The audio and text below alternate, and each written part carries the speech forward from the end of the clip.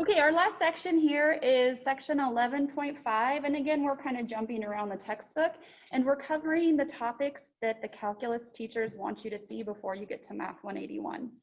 So our last section here, we've jumped ahead a chapter, and this is on a topic called partial fraction decomposition. And you sometimes refer to this as PFD instead of rewriting partial fraction decomposition over and over again. So this is going to be really important to you when you're in calculus. So let me show you what this means. So let's say we were adding two fractions together. So if we add 3 over x plus 4 plus 2 over x minus 3, what we would do is get common denominators. So I'd multiply my first fraction by x minus 3 over x minus 3. So I'd have 3 times x minus 3 over x plus 4 times x minus 3.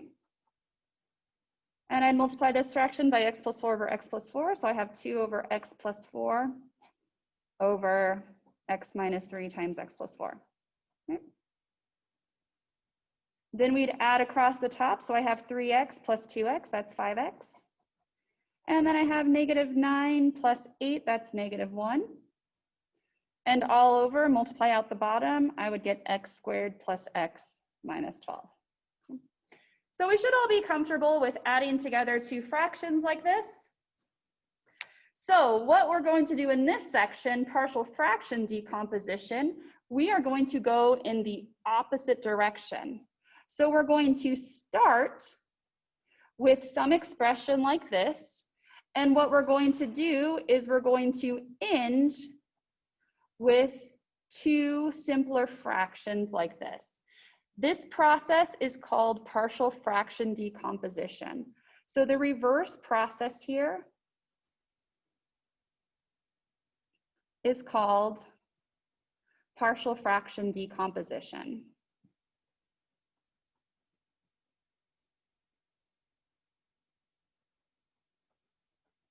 And why is this so important? Why are we doing this for our very last section here? When you're in calculus, we're going to do things like take derivatives and integrals. I just kind of got some weird coloring here, huh?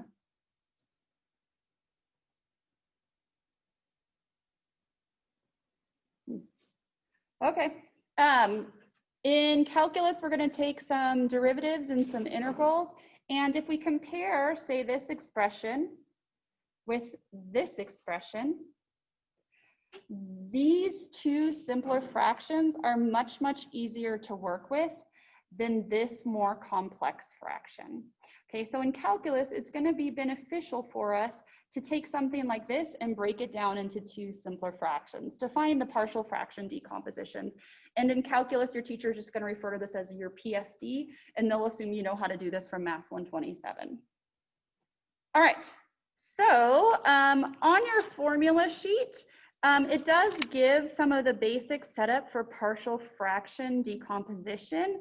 And I'll talk about it today. You don't have to memorize these, and you actually don't really have to use your formula sheet. There's a pretty easy rule for figuring out what these look like. So what I'll do is I'll just go ahead and jump into an example, and I have 1, 2, 3, 4, 5, 6 examples in this section.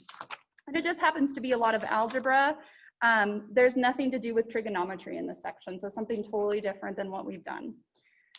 So, so the reverse process is called partial fraction decomposition, and these fractions are called the partial fractions.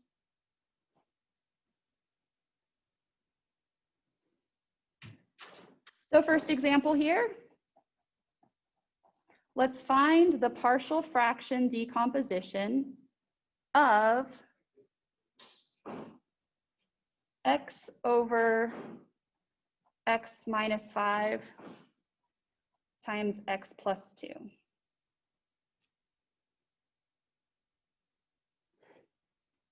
Okay, so we want to find the partial fraction decomposition of x over x minus 5 times x plus 2. All right, so if we look at our previous problem, it's pretty clear to see that if we have these two linear factors in the denominator, then we should have partial fractions that each have one of these factors. Okay, so what we want to do is take the factors of our denominator, right? And we're doing this reverse process. So take these factors, each of our partial fractions should have one of these factors in it. Now, the next question is, what do we have in the numerator here, right? We want to go from this to this. So it turns out that if we have a linear expression, so this is linear, right? X to the first power. If we have a linear expression in the denominator, then the numerator has to be a constant. And hopefully this makes sense, right? If we had some x term in the numerator here, when we did this addition, we would end up with an x times an x. Then we're going to get a higher power of x here, and then this fraction is going to actually reduce. Okay, so in general, what the rule is, whatever power of x you have in the denominator of these partial fractions, your numerator should be 1 degree less. So these are linear, so the numerators need to be constant. Okay. So we have these two partial fractions, and our goal is to figure out what these look like. So we need to solve this for a and b.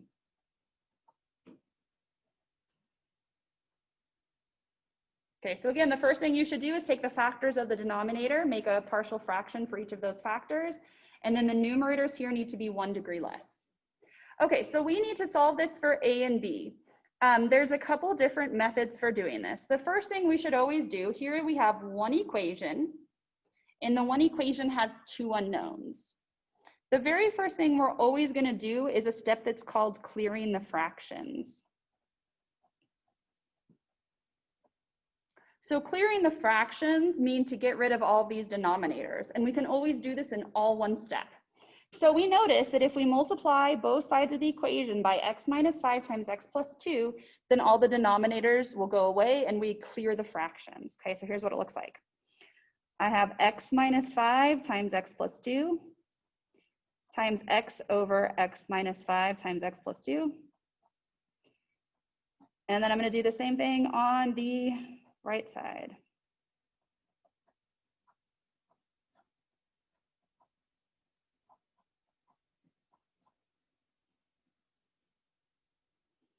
Okay, so on the left side here, this cancels with this, and I'm just left with an x.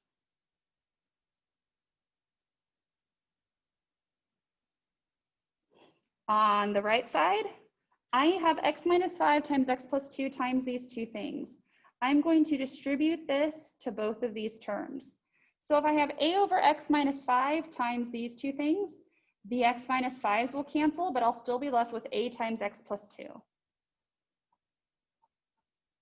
My next term, remember the terms are the things separated by plus or minus. So here we have two terms. We need to distribute this to all of the terms. So b over x plus 2 times x minus 5 times x plus 2, the x plus 2s will cancel. I'll still have b times x minus 5. All right, when I get to this step, I like to put a box around my equation. I need to solve this equation for a and for b. So still, we have one equation. We need to solve for two variables, a and b, and then we even have a third variable, x, in this equation, okay? So our method for solving this is going to be a little bit different than anything we've seen so far in our math career. Okay, there are two methods for solving it. I like the first method first. I will show you both methods when they work. Sometimes the first method that's easier can't be used and you have to do the second method. So I'll show you a couple different ways of solving this. The first method, so I'm solving this for a and b. The first method is pick strategic values for x. Okay, method one is pick strategic values for x. Okay, so I have an equation with two variables that I'm looking for, right? I want to solve for a and for b. This is very problematic. We need one equation with one unknown. So if I look at this equation, I can pick a strategic value for x, because this has to be true for every x. What should I let x be right here to eliminate one variable completely? What should I let x be? What do you guys think? -2, yeah. So if I start by letting x equal -2. What's going to happen right here is this will be 0 and a will be eliminated from our equation. Then we'll have an equation with only one unknown. So let's do this first. Let x equal -2. So I'm going to plug that in everywhere I see x.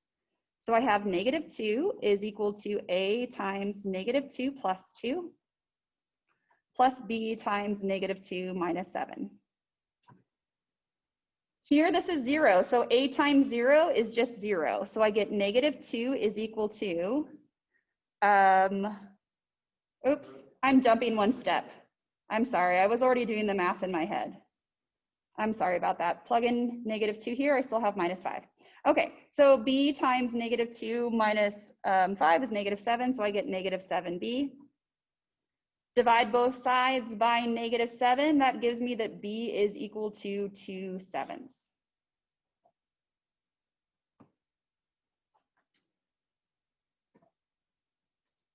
Okay, now the reason why we boxed this equation is we go back up to our boxed equation. We've solved for b, now we need to solve for a. So we do the same thing. We want to pick a strategic value for x. We're starting over now. We'll pick a strategic value for x so that b is eliminated and we're able to solve for a. So what do you guys think? What should I let x be right here so that this whole term is eliminated? 5, yeah. So let x equal 5. Okay, so then I have 5 is equal to a times 5 plus 2 plus b times 5 minus 5. This whole part is 0, so I get 5 is equal to 7a. Next step, divide both sides by 7. I get a is equal to 5/7.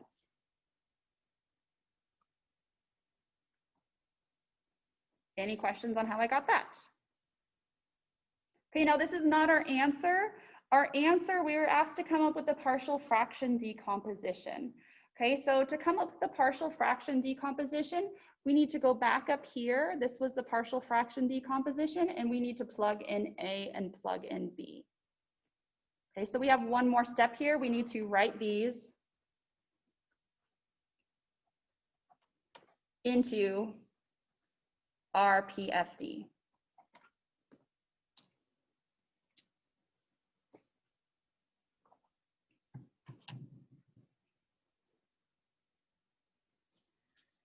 So we had, in our first step, we had x over x minus 5 times x plus 2 was equal to a over x minus 5 plus b over x plus 2. So our partial fraction decomposition, what we need to do is we need to fill in a and fill in b. So the PFD is a was 5/7 and b was 2/7. And this is our answer. Now it is standard to leave those fractions inside the numerator just like that. Once we find what a and b are, we don't have to simplify this any further. It is standard to leave it exactly in this form.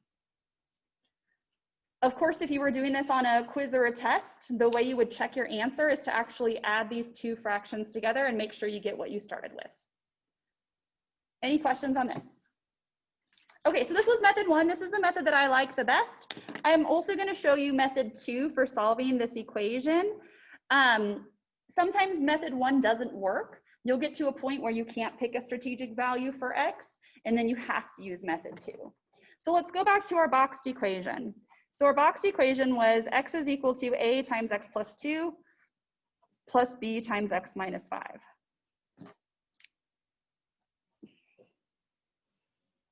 Method 1 was picking strategic values for x. Method 2 is multiply out, group like terms, and then equate coefficients. And then solve the system. So already you guys are like, man, I don't like method 2 because even the description is longer. Sometimes method 1 will not work, and I'll show you something where it doesn't work. Okay, so method 2, we're going to multiply this out, group the like terms, equate the coefficients, and solve the system. So here's what it looks like. First, I'm going to multiply this out. So I get x is equal to ax plus 2a plus bx minus 5b.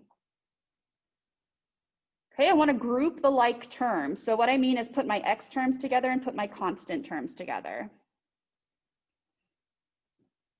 So my x terms, I have a plus a bx.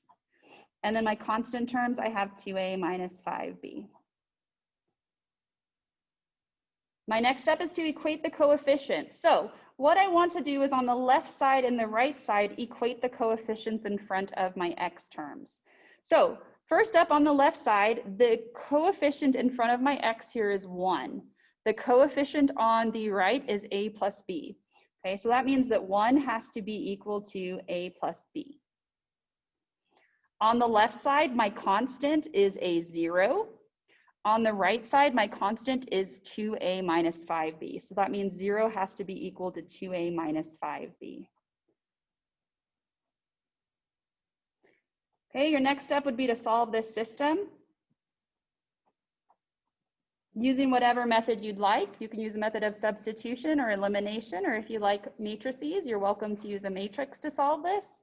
But however you want to solve this, you should get that a is equal to 5/7 and b is equal to 2/7. For the sake of time here, I'm not going to solve these systems unless we need to do it that method. You guys all learned how to do this in Math 126. Then your last step, once you get your solutions, is to write these into the PFD. Okay, so there's the second method. And we'll do some more here. Any questions?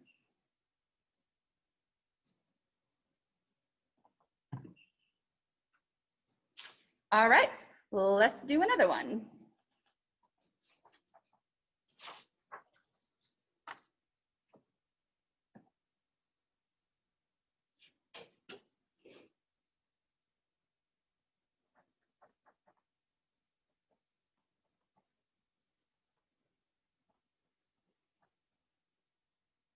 So find the partial fraction decomposition of 5x plus 9 over x cubed minus x squared minus 42x. All right, the first thing we know is those partial fractions. The denominators, we need a partial fraction for each factor of the denominator here. So this one is not in factored form, the previous problem was. So what I'm going to do first is start by putting this in factored form. Okay, so the first thing I'll do here is factor. So I have x cubed minus x squared minus 42x. The first thing I notice is all three of those terms have an x in them, so I'm going to factor out an x. That leaves me with x times x squared minus x minus 42. The next thing I'll do is factor this quadratic using whatever method you like. Easiest way here, when our a coefficient is 1, is to look for two numbers that multiply to c and add up to b. So two numbers that multiply to negative 42 and add up to negative 1 are 6 and negative 7. Okay, so now I'm going to write, we have the denominator is x times x plus 6 times x minus 7.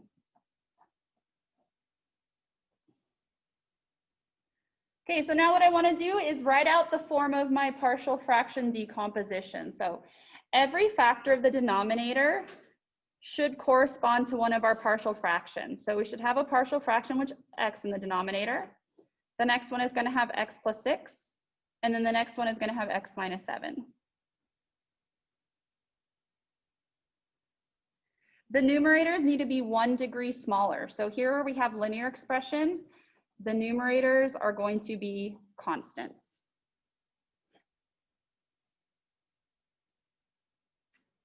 Okay, so now what we need to do is we need to solve this for A, B, and C. So now we have one equation with 3 unknowns, which we haven't done, I don't think, up to this point in our math careers.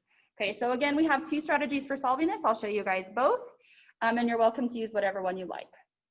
Okay. So we need to solve this for A, B, and C. Our first step is to always clear the fractions, So what I'm going to do is multiply both sides of the equation by this denominator, and that will eliminate our fractions.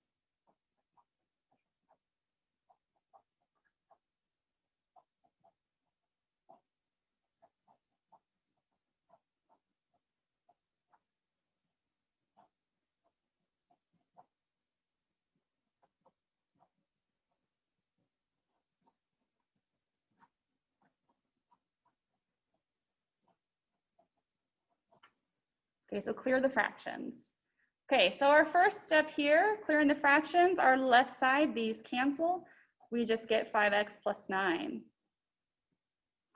On the right side, I need to distribute this to all three of these terms. Remember, terms are what's separated by a plus or minus. So first I have a over x times all of this.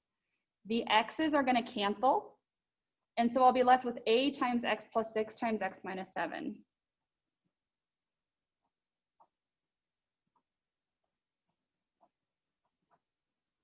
Okay, my middle term here times all of this. The x plus 6 and this x plus 6 are going to cancel.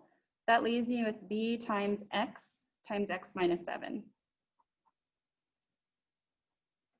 My third term here, c over x minus 7, the x minus 7s are going to cancel. That leaves you with c times x plus 6.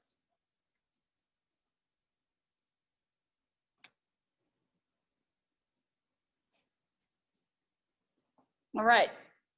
Once I clear the fractions, what I like to do is put this equation in a box, because this is the equation I'm going to keep going back to. So that just makes it really easy for me to find on my page since there's a lot of algebra going on here. So I need to solve this for A, B, and C. Method 1 is picking strategic values for x.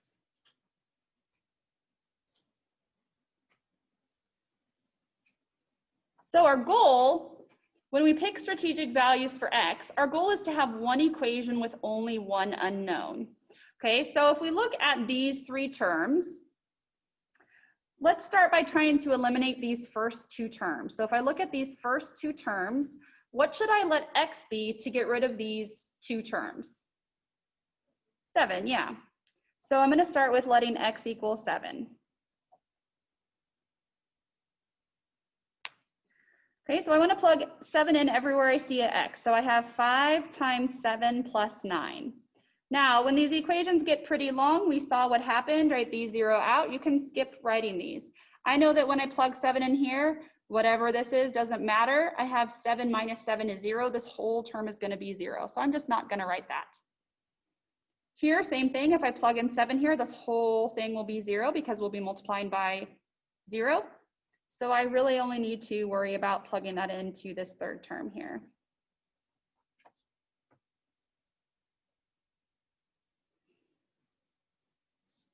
Okay, so 5 times 7 is 35, plus 9 is 44. And then I got 7 times 13, which is 91. Next step, divide both sides by 91. I get C is equal to 44 over 91.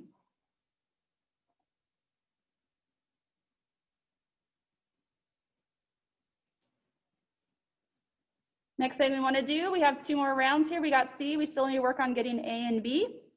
So the next thing I'll do is work on eliminating these two terms. So if I look at these two terms, what should I let x be here to get rid of these two terms, and we'll just be left with that middle term? What should I let x be? -6, yeah.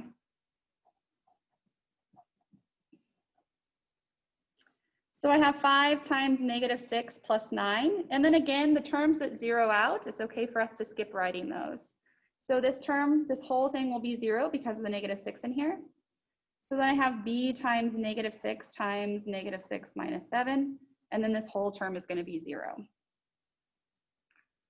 So 5 times -6 is -30 plus 9, -21. And then this works out to 78b. Next step, divide both sides by 78.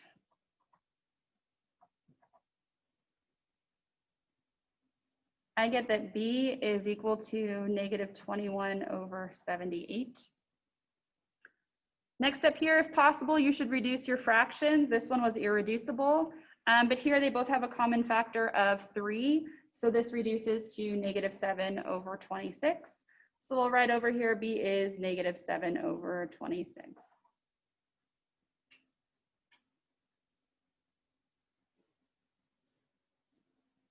We have one more to do. We still need to solve for A.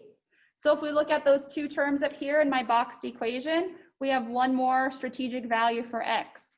What's my third strategic value for x here? 0. Yeah, if I let x be 0 here and I let x be 0 here, this goes away, this goes away.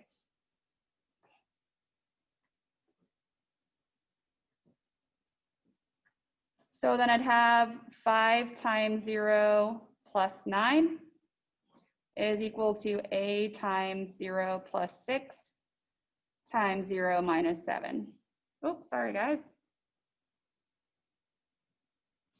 So I get 9 is equal to 6 times 7 is 42, so negative 42a. I'm at the very bottom of my page here. I get a is equal to negative 9 over 42. These both have a factor of 3 in them, so this reduces to negative 3 over 14.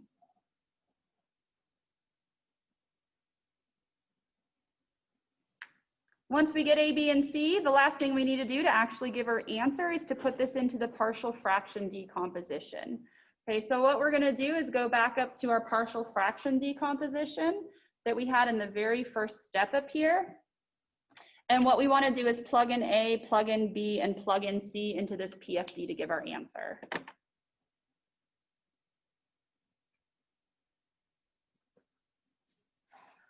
So let's write out our answer here. So again, I'm just copying out this PFD and I'm filling in a, b, and c. So our answer should be that the PFD is a, which is negative 3/14 over x, plus b, which is negative 7 over 26 over x plus 6, plus c, which is 44 over 91 over x minus 7.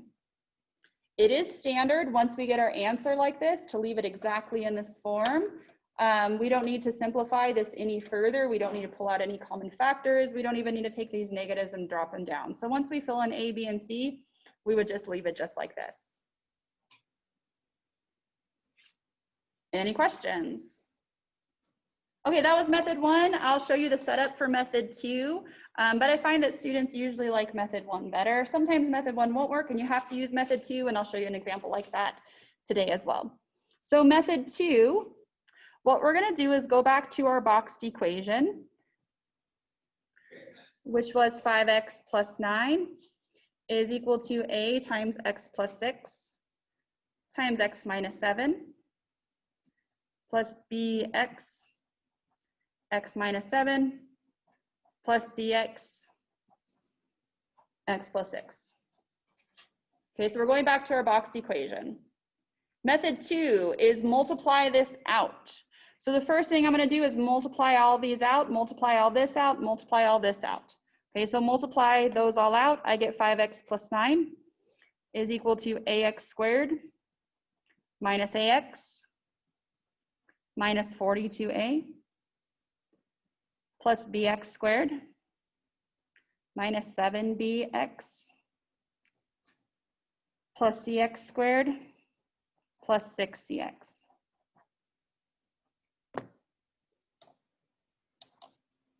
Okay, so we'd multiply it out. The next step would be to group the like terms. So I want to put all my x squared terms together. So you see this is an x squared, this is an x squared, this is an x squared. I'll put those all together. Then I'll put together my x term. So here's an x term, here's an x term, here's an x term. And then here's a constant term. So I'm going to group my like terms together. So I will group all of my x squared terms together. So in total, I have an a plus a b plus a c, x squared. Then for my x terms, the green ones, I have minus a minus 7b plus 6c x. And then the constant term is minus 42a.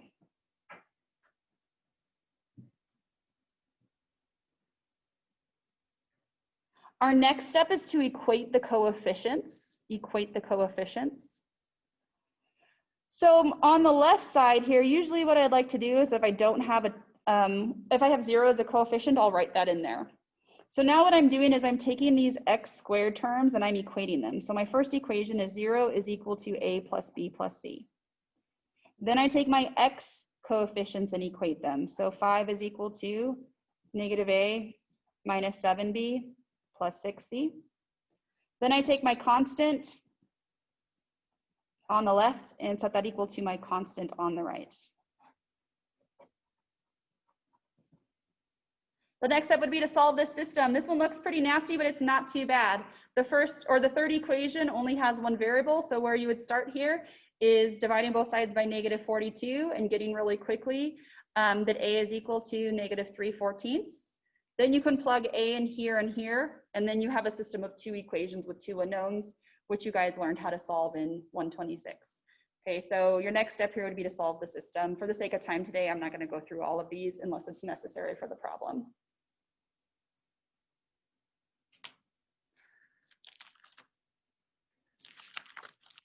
Any questions on this?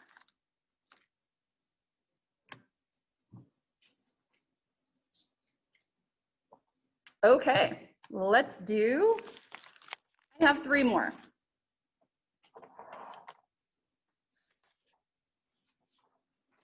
Oh, and then of course, once you get your answer, if this was on a quiz or a test, my suggestion to you would be to take this partial fraction decomposition and actually do this addition here and make sure you get what you started with. Make sure that it works, okay? On the homework, of course, you are always willing or able to check your work, but it's pretty time consuming. But on a quiz or a test, at least I would suggest you do this backwards and make sure you get what you started with. All right, let's do a couple more.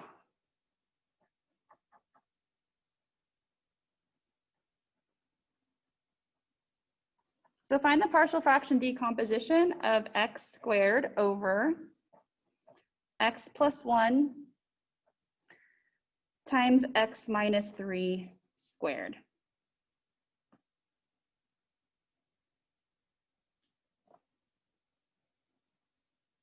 Okay, so this one looks a little bit different than the last two. The last two, we had linear factors in the denominator, but this one, one of our linear factors has an exponent other than 1 on it. So here we have an x minus 3 squared. This is called a repeated linear factor. If we were to actually write this out, we would write it out x plus 1 times x minus 3 times x minus 3. This is called a repeated linear factor. Okay, so our setup for the PFD looks like this. We take our first factor, that's x plus 1. That's linear. We know that the numerator is going to be a constant. Then what we do is we take this repeated linear factor and we have to set up more than one partial fraction. Whatever this exponent is, that's how many partial fractions we're going to need. The first partial fraction has x minus 3 to the first as the denominator. The second one is going to have x minus 3 squared in the denominator. If this was an x minus 3 cubed, we would set up a third one with x minus 3 cubed. If this was to the fourth, we'd have 4, 1 to the first, 1 to the second, 1 to the third, and 1 to the fourth. Okay, so whatever this exponent is, this tells us the total number of partial fractions we're going to need, and we'll do to the first power, to the second power, and then you guys won't see anything more complicated than this on your homework, but just know as you move on to calculus that if this was a third, you would have a third partial fraction here with x minus 3 cubed. These are still linear factors, so the numerators are still going to be constants, 1 degree less than the denominator.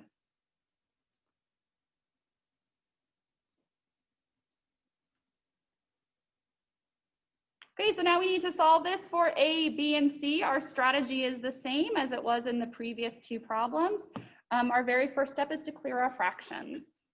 So I'm going to start by multiplying both sides by x plus 1 times x minus 3 squared.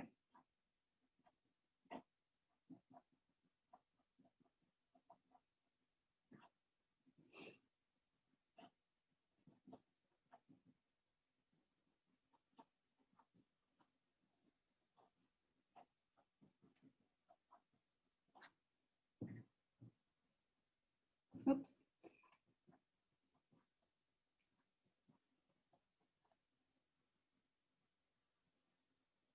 All right, on the left side, these cancel out and we get x squared. On the right side, I need to take each of these partial fractions, each term, and multiply by this. So a over x plus 1 times this, the x plus 1s are going to cancel. That leaves me with a times x minus 3 squared. Okay, next one, b over x minus 3 times this. Here, one of these x minus 3s will cancel. That is going to leave me with b times x plus 1 times 1x minus 3. Right? One of these is going to cancel. Next up, I have c over x minus 3 squared times this. The x minus 3 squares will cancel, leaving me with c times x plus 1. Once I've cleared the fractions, I like to put this equation in a box. That makes it really easy to come back to because I'm going to have to solve this for a, b, and c.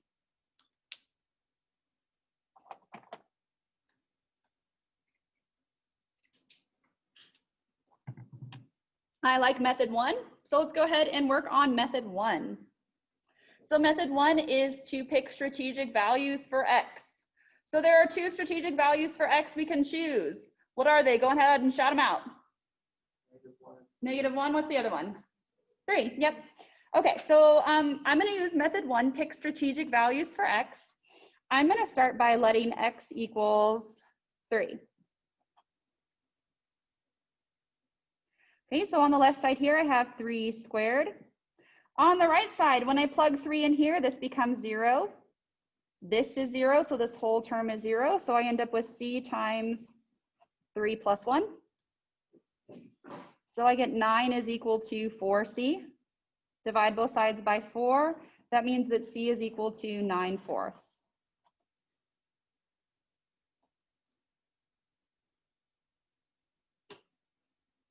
All right, you guys told me the other one was -1. So plugging in -1, I have -1 squared is equal to a times -1 minus, oops, I keep going one step ahead, minus 3 squared. If we plug negative in here, -1 in here, this is 0, this whole term is eliminated. -1 in here, this whole term is eliminated. So -1 squared is +1. -1 minus 3 is -4 squared is +16. Divide both sides by 16, I get that a is equal to 1/16.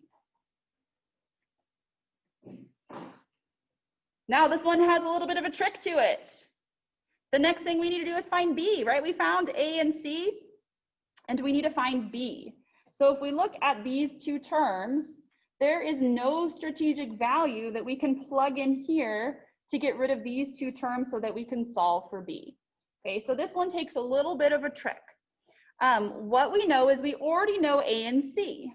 So if we plug a and c in here, then we have one equation with only one unknown. Then what we want to do is pick any value for x at all and solve it. So we're going to plug in a and c, and then we'll pick any value for x. Of course, we want to pick the value for x that makes our algebra the simplest. What do you guys think I should let x be? What's the easiest number to work with here? 0, yeah. Okay, so that's what I'm going to do. I'm going to let x equal 0. All right, so on the left side here, going back to my boxed equation, I have 0 squared is equal to, I'm going to plug in a, so 1/16, 0 minus 3 squared, plus b times 0 plus 1 times 0 minus 3, plus c was 9/4 times 0 plus 1. We need to solve this for b. So this takes a little bit of algebra here. 0 squared is 0. Here I have -3 squared, that's 9. So 1/16 times 9 is 9/16. Here I have b times 1 times -3, so that's minus 3b. And then here I have 9/4 times 1.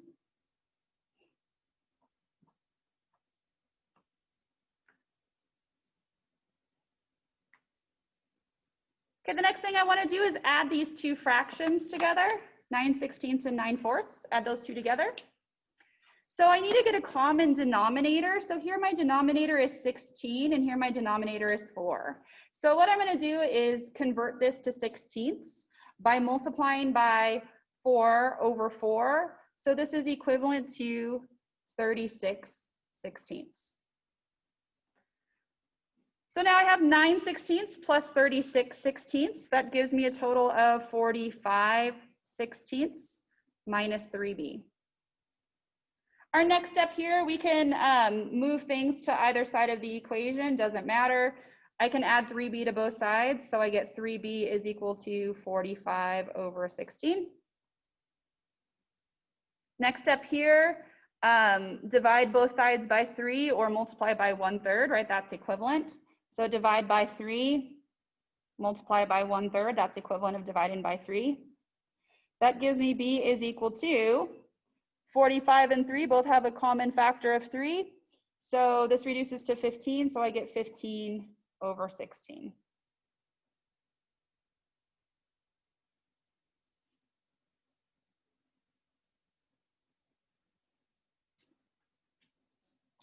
The final step is now that we found A, B, and C, we want to put them back into our partial fraction decomposition. So our partial fraction decomposition is A, which was 1/16 over x plus 1, plus B, which was 15/16 over x minus 3, plus C, which was 9/4 over x minus 3 squared.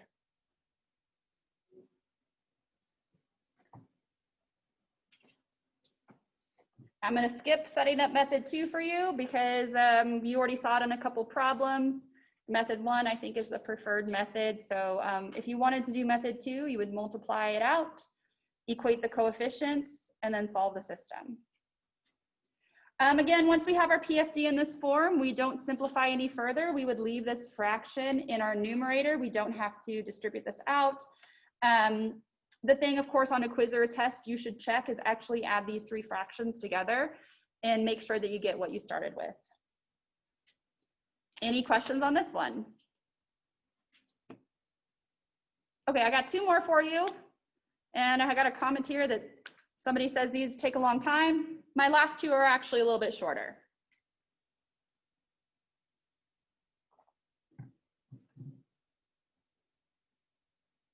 And wait till you get to calculus. Calculus is actually really fun and it makes a lot of math and a lot of things in the real world. I think it explains a lot of things and you see where all this stuff is actually useful. But in calculus, let's say you had a problem where you were asked to, say, integrate this. Before you could even do the integration, you would have to come up with the partial fractions. So you would do all this work and get the partial fractions and then still have to solve the calculus problem.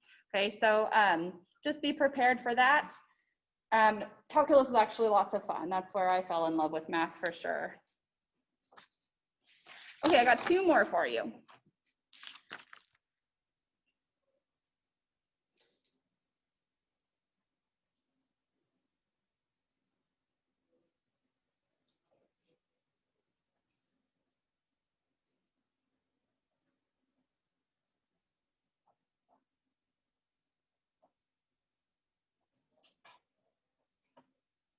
So let's find the partial fraction decomposition of 10 over x times x squared plus 5.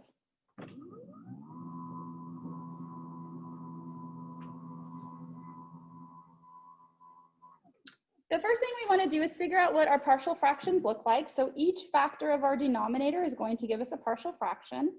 So the first one, of course, is a factor of x. So there's our first partial fraction.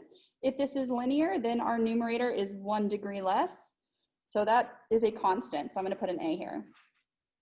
X squared plus 5. This is what's called an irreducible quadratic factor. And irreducible quadratic factor. So irreducible means I can't factor this out any further. And this should make sense to you, right? If you tried to factor this into x plus something times x plus something, essentially you're trying to find the zeros here and what make this 0. Well, there's no real number we can plug in for x here that when we square it and add to 5, we get to 0. So that's the way to check it's irreducible. We can't break it out any further. There aren't any zeros, right? Because we'd need this to be -5. That's impossible. Okay, so irreducible quadratic factor. All right, so our next partial fraction will have this irreducible quadratic factor in the denominator. Now, this is degree 2. This is quadratic. Our numerator, the setup, is always going to be 1 degree less. So 1 degree less than a squared would be a linear. So linear have the form bx plus c. And these are just dummy variables. If I had written this first, it would be ax plus b. Okay, so all I do is continue with the alphabet a, b, c. So the linear terms will have an x term and a constant term. Okay, so again, 1 degree less than the denominator. All right, so here's our setup. So we need to solve this for a, b, and c. And the process is the same, even though the setup here is a little bit different, right? We have a linear in a numerator, that's okay. Everything still works out the same. Okay, so the first step is to clear the fraction. So I'm gonna multiply both sides by x times x squared plus 5.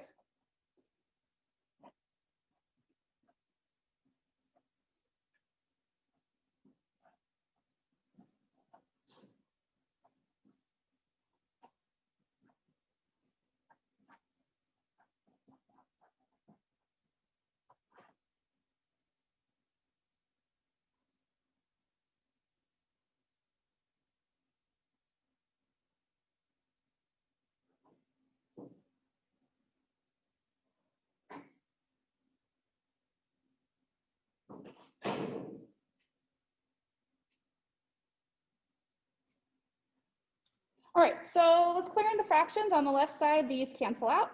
We get 10. On the right side, I'm distributing this to both of the terms. So a over x times this, the x's cancel. That leaves me with a times x squared plus 5. Bx plus c over x squared plus 5 times this, the x squared plus 5 cancels. That leaves me with bx plus c times x. All right, first step. Let's think about method 1. So method 1 would be pick strategic values for x. Now, if we look at this, because this is an irreducible quadratic factor, as I mentioned up here, irreducible means we actually can't factor this out further. And there is no value of x here, no real number that we can plug in that makes this whole thing 0. Okay, so in the case where we have an irreducible quadratic factor, we're going to get stuck right away. I mean, over here we see we could let x be 0 and at least find one of the variables, but then we're going to have 2 unknowns that we can't solve for. Okay, when you have an irreducible quadratic factor like this, method 1 is not going to work. We're going to get stuck. So what we're going to do is use method 2. So in method 2 here, what I'm going to do is multiply out the right side.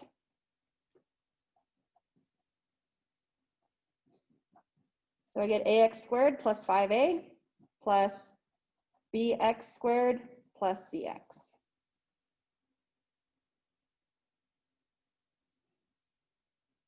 Next thing I'm going to do is group my like terms. So I'm going to put these x squared terms together. So I have an a plus a b x squared. Then I'll write my x term. Then I'll write my constant.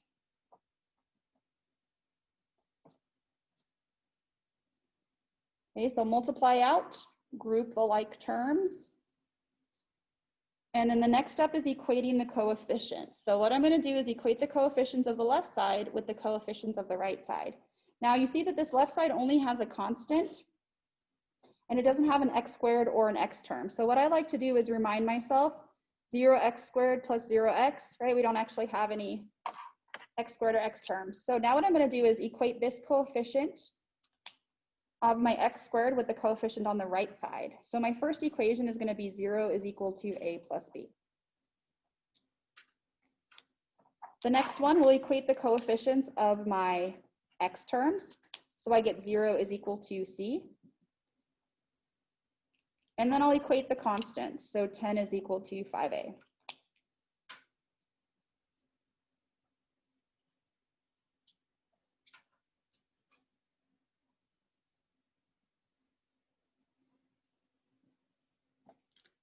Our next step is to solve this system. Now I know what you're thinking, a system of 3 equations and 3 unknowns is usually pretty nasty, but this one solves really, really quickly. So first up, we get that C is 0. So there's our first variable. Next, we have that 10 is equal to 5a. So if 10 is equal to 5a, that means that a is equal to 2. The last thing we'd want to do, using these values, back substitute into our previous equation.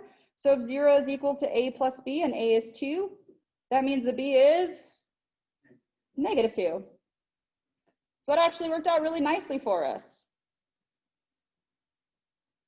Once we have a, b, and c, we need to put them into the PFD.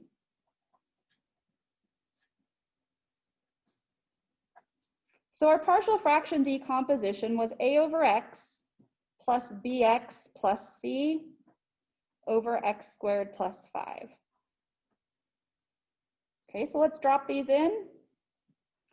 A was 2, b was -2, c was 0. All right, now so far up to this point, when we've dropped these numbers into our PFT, we haven't simplified at all. This is going to be one case where you should simplify. So -2x plus 0, of course, the better way of writing this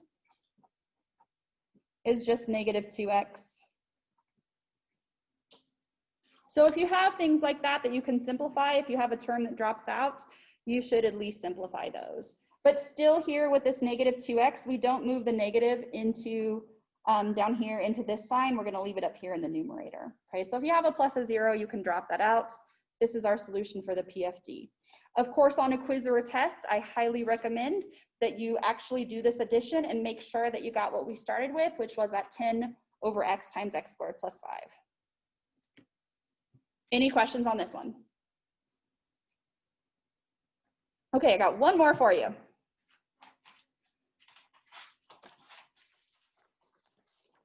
My last problem of the last section of the whole class. So this one was the second to last problem of the class. I was just telling my friend, the term for that is penultimate. If you've never heard that before, penultimate means second to last. So that was our penultimate problem. This is my ultimate one, the last one. So now you get free English lessons along with your math lessons. Okay, so find the partial fraction decomposition of x squared plus 8x plus 6 over x squared plus 9 squared.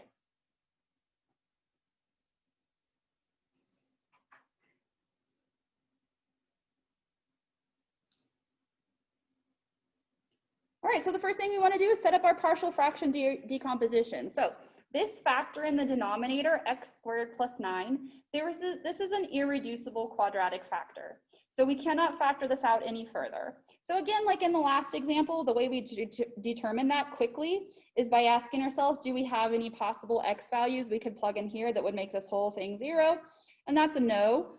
Right? Any number squared is not going to become, any real number squared is not going to be -9 to give us 0 back. Okay, so in this case, this is irreducible. We can't factor this out any further. So we set up our partial fractions. Our first partial fraction, here we have an irreducible quadratic factor squared. So just like with those repeated linear factors, this is a repeated quadratic factor. So I have an x squared plus the 9 for my first partial fraction, and then my second one is x squared plus 9 squared. If this was a cubed, we would have x squared plus 9, x squared plus 9 squared, and then x squared plus 9 cubed. If it was a fourth, we'd have 4, the fourth one would be 4. Okay, so you won't see anything on your homework that's more complicated than this, but keep this in mind as you move on to calculus. Anytime we have a repeated factor, this number is going to be the number of partial fractions that we end up with. We'll have to the first, to the second, to the third, all the way up to the end. These are both quadratic factors, so the numerators are going to be linear. So the first one is going to be ax plus b, and then I'm just continuing through the alphabet, cx plus d.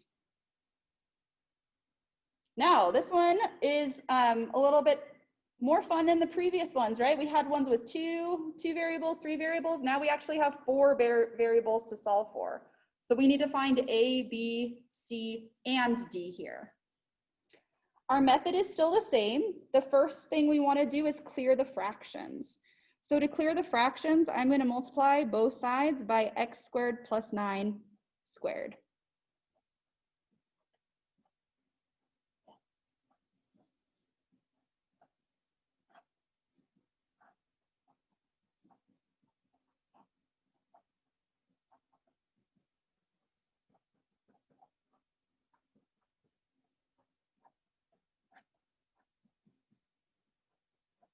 All right, on the left side, these cancel.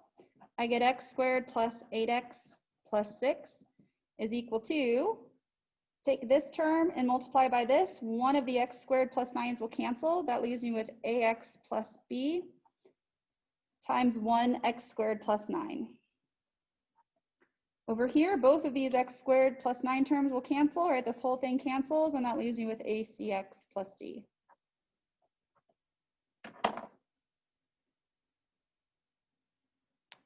We need to solve this for A, B, C, and D. Okay, our method 1 was picking strategic values for x. Anytime we have this irreducible quadratic factor, we're not going to be able to do method 1. We're going to get stuck at some point. And if you wanted to try this on your own, you know, maybe you think let x equal 0, see what happens, then you'll have one equation with 3 unknowns and you're going to get stuck. Okay, so anytime we have these irreducible quadratic factors, we have to use method 2. So method 2, the first thing we do is multiply this out.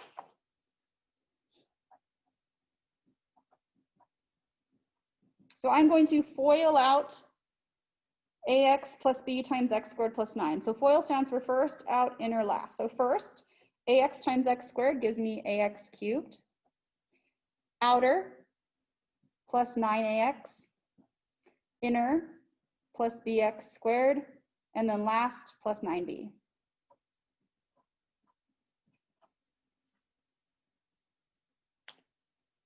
The next thing I want to do is group my like terms. Group my like terms. So I'm going to write all my x cubed terms first. The only one I have is that ax cubed.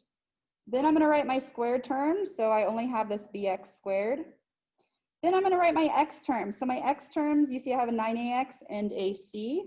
So I have 9a plus cx.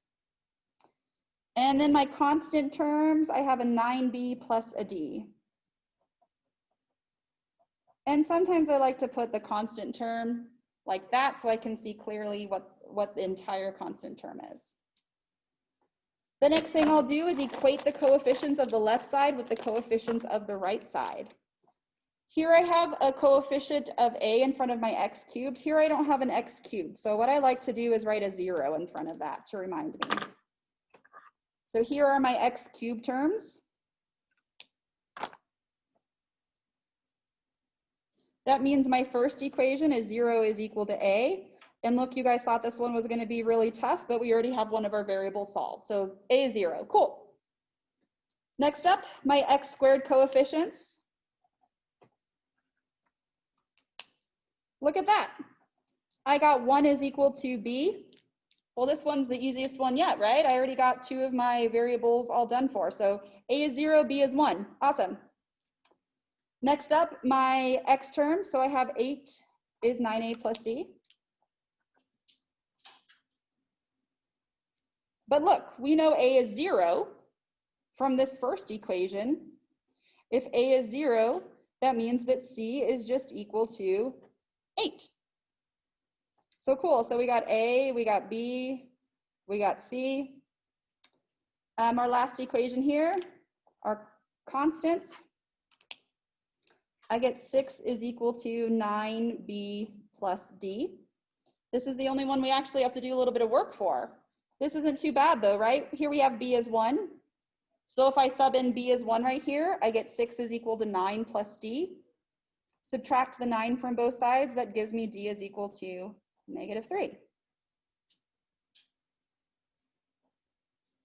So what I did here was plug in that b was 1. Okay, so even though that was a system of 4 equations and 4 unknowns, it solved really, really quickly.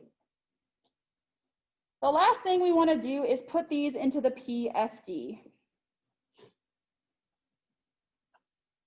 So let's look at our form from the top.